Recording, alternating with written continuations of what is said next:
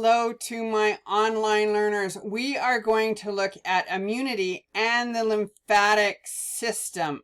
First off, let's just work through the Google, sorry, it's not a Google Doc, it's a Word doc now. And the Word doc, so we'll start, we're in chapter 17 now, and it is week 9. So let's first off talk about the immune system. You guys may even be too young now to remember about COVID. That was 4 years ago. Anyway, when we talk about the immune system is the system in the body that is naturally set up to protect yourselves. So a few terms first. A pathogen. If you remember earlier, we talked about pathogens. Pathogens are disease-causing agents. And if we look at the textbook, it is broken down into bacteria, viruses, fungi, and protozoans are the main classifications of pathogens. And pathogens can be any disease-causing agent. Good. So that's a pathogen. When we look at the immune system is the host defense system. And you have all sorts of things that are naturally in your body to help fight. And this can be certain white blood cells to engulf invaders, certain cells that puncture holes in the invaders, and then there are cells that mark it and other cells that destroy it. And we will look at that. So the immune system is the whole the whole system that functions to take care of our body. Now, when you look at the document, there are two different parts to the immune system. There's what's called the innate immune system, and the innate immune system, that's a lot to say today. The innate immune system is the system that is set up so that it will automatically fight invaders into your body. And that could be anything that your body sees as non-self. So that can be a pathogen, but unfortunately, it could also be an allergy. It could also be a skin transplant or a blood transfusion or something you don't want it to fight. Okay, so we'll look at the components. And then, so that's the innate. It is set up there automatically, and it generally fights any general invader.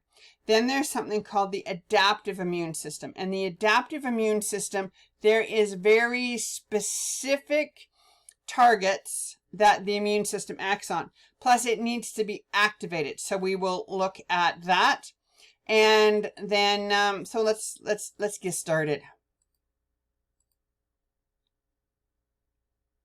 The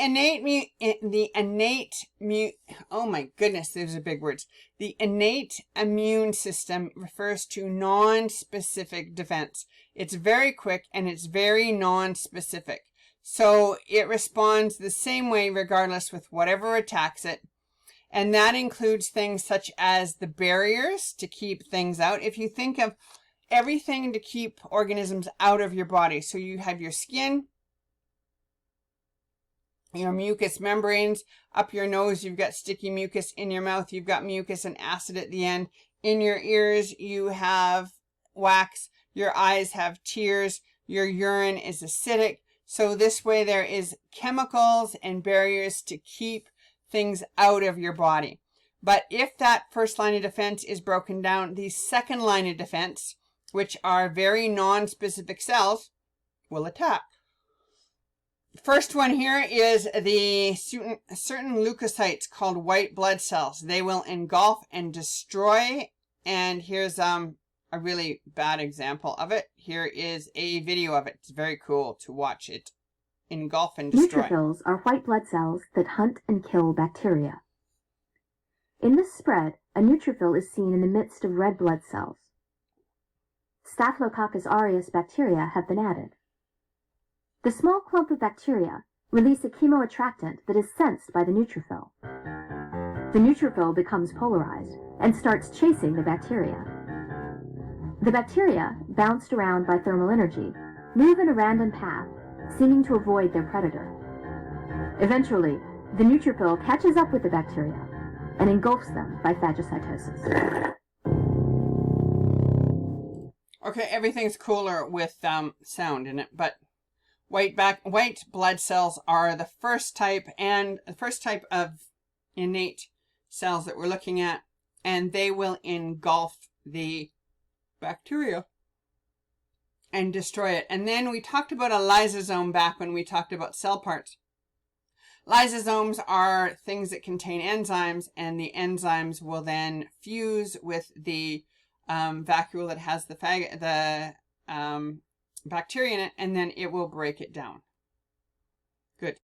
We will come back later to look at more detail on the innate immune system, but if you look at just an introduction, the general response to the innate is to have barriers to prevent it, and once it does, have chemicals and chemicals and cells that attack the parasite, and then white blood cells will encounter it, and then there is other things like fever and